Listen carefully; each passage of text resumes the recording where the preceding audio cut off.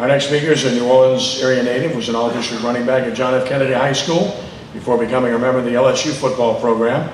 He's a feature columnist for CrescentCitySports.com, continuing to serve as a recruiting analyst and continues to do college football telecasts and has done many LSU games. The Tigers, of course, coming off of a loss to Florida, will host Georgia in a big game this Saturday at Tiger Stadium. Please give a warm welcome to Rene Nadeau. Rene?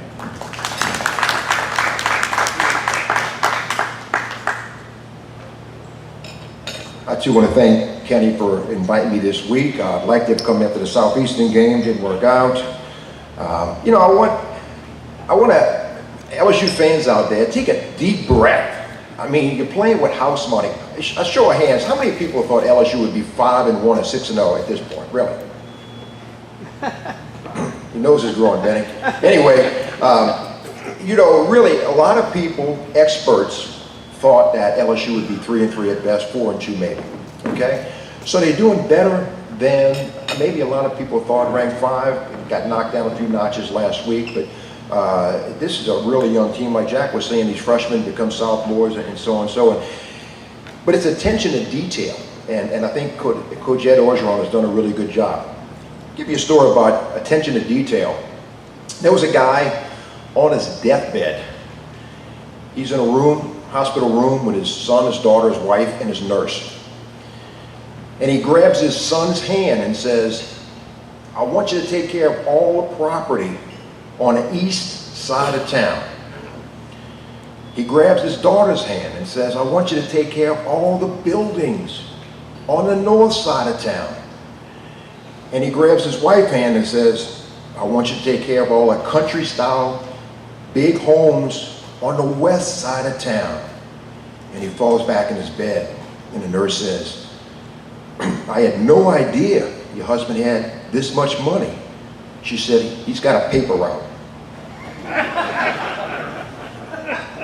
But anyway, Ed Orgeron is doing a good job. He's kind of backed off a little bit, and he's letting his coaches coach.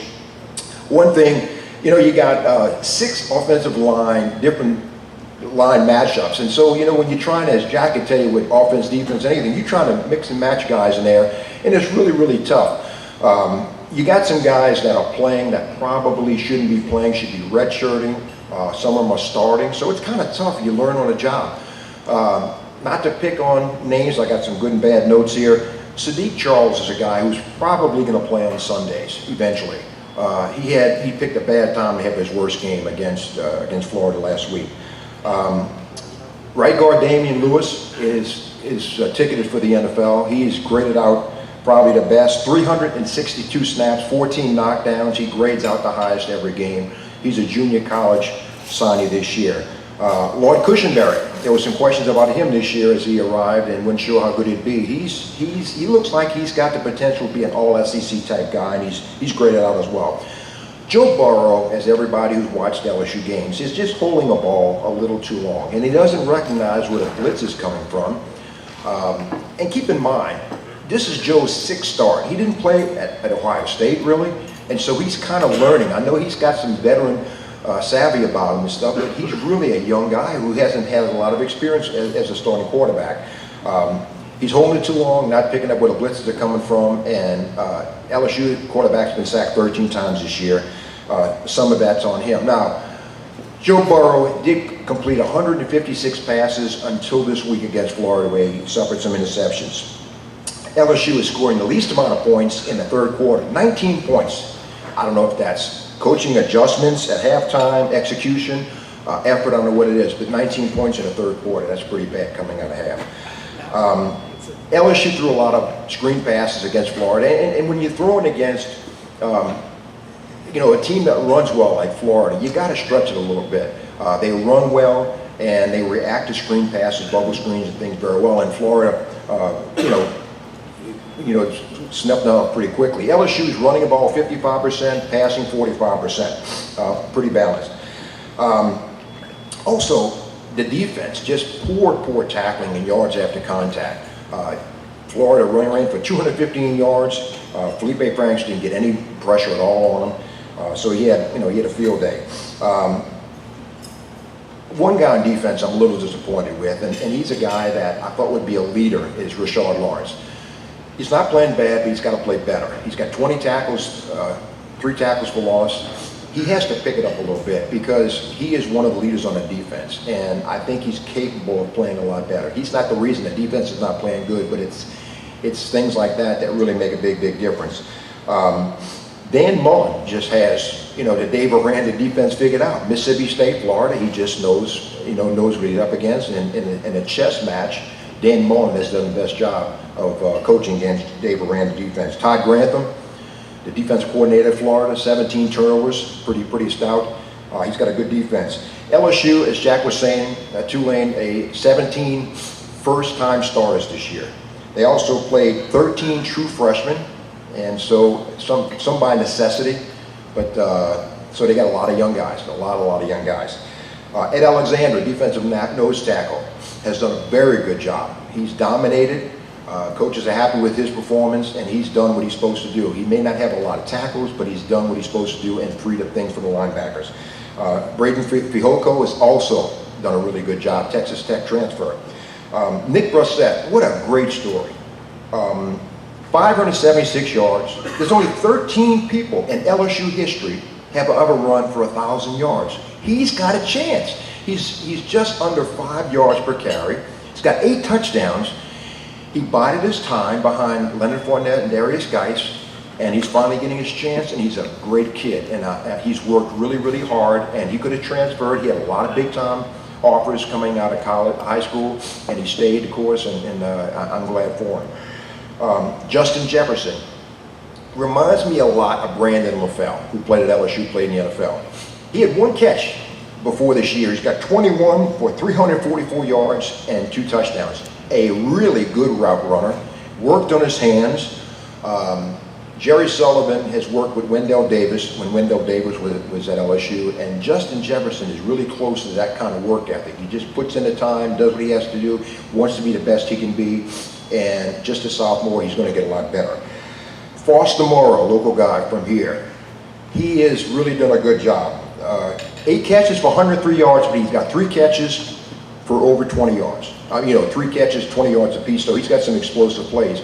And he's a blocking tight end. He's a good tight end, good size, good hands, and he wears number 18, as you all know. He's going to be a guy that's going to have a chance to play in the NFL next year as well. Jonathan Giles, don't know, it's a big mystery. Don't know why he's not having productivity. He had 69 catches for over 1,100 yards at Texas Tech and 13 touchdowns 2 years ago. Redshirted, transferred over to LSU from Texas Tech. Hadn't put up the numbers that they thought he would, but he is a talented guy. And I don't know, you got Jamar Chase, Racey McMath, and Terrace Marshall, young guys, 2 of them freshmen, who have better stats than Jonathan Giles. In fact, Jamar Chase, 7 catches for 98 yards. He's got 3 catches of 20 yards or more, explosive plays. He's really come on. I think Jay's done a great job working with him. Jay, take credit for that? But Jamar's done a really good job, and as Jay knows, he's got a great work ethic, and he's committed, and he's going to be a great player for LSU. Gren Delpit, he is in that Eric Reed, Jamal Adams mold. 37 tackles, tied for second on the team. He among the top in the SEC. 3 interceptions, 6.5 tackles for loss, and 3 sacks. He is all over the field, and he's made a tremendous jump from his freshman year to his sophomore year, and he's going to be special. He's already special. He's one of the leaders on his team. He's just a sophomore.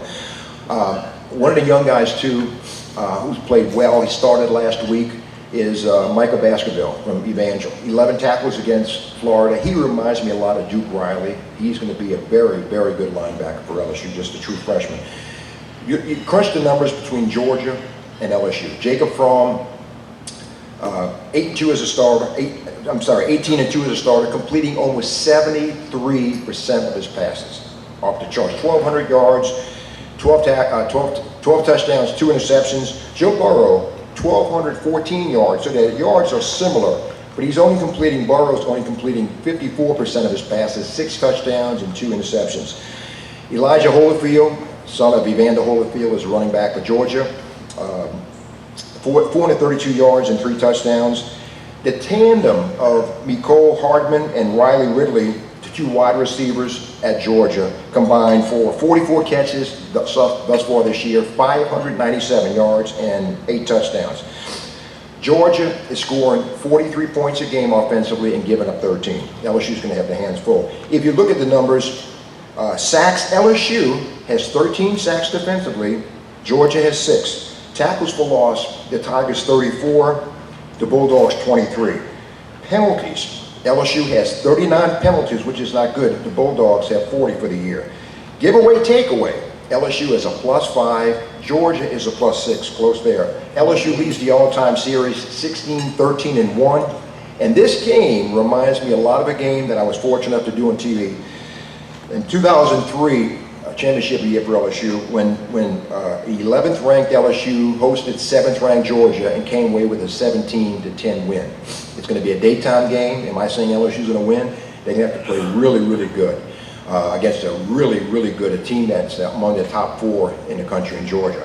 So, and LSU does have 8 interceptions on the year. That defense has been very, very active with Greedy Williams and Delpit and company have done a great job. So. That's just some information, but I think LSU is still a possibility of 8-4, 9-3 type of situation. I thought they'd be 7-5, 8-4 at best. They still can get there. It's a tough schedule, and it's a young team. They're making strides. The one hiccup they had against Florida last week, it was still a game that they could have won, but again, I think they're ahead of the game right now. Any questions? Raise your hand if you have one. Hey Rene, I know you're really excited and good at recruiting. So I've seen some really good high school players this year. The running back out of Riverdale, I mentioned Jay's running back, the quarterback at Ponchatoula. Those are all real good recruits. And so I'm going to ask you, who do you think is the best recruit the state has to offer this year? You know, the Emory kid is really good, really good. Ishmael Sofser, and I wrote about this in Crescent City Sports. I'm not sure if Ishmael Sofser he's somewhere between Glenn Dorsey and Al Woods. Okay, and I say that, Al Woods still playing in the NFL, but Al Woods was viewed as somewhat of a disappointment when he got to LSU. He was the #1 player in the state, top defensive tackle, and he never really did as well as people thought he would do. Glenn Dorsey was the man. He's somewhere between there, and I say that because I don't know if he plays pedal to the metal every play in every game. He may take off some plays. Sometimes when you dominate, you don't have a tendency to really keep it at a high level throughout. Devontae Lee, his teammate at meet, a wide receiver, is a man. He's really big time, and he's a lot like a Michael Clayton was at that age, same kind of size.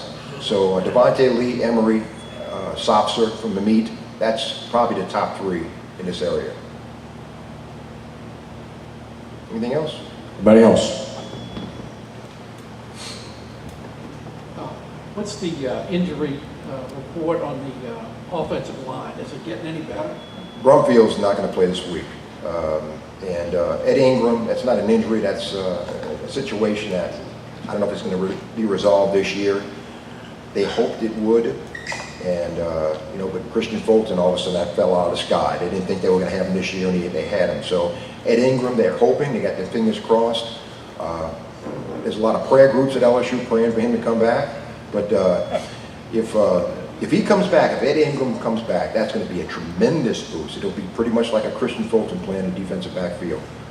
Really boosted offensive line because right now they're struggling. And, Sadiq Charles was...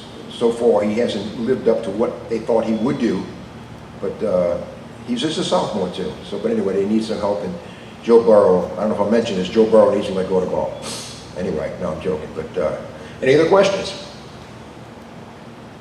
Thank you all very much.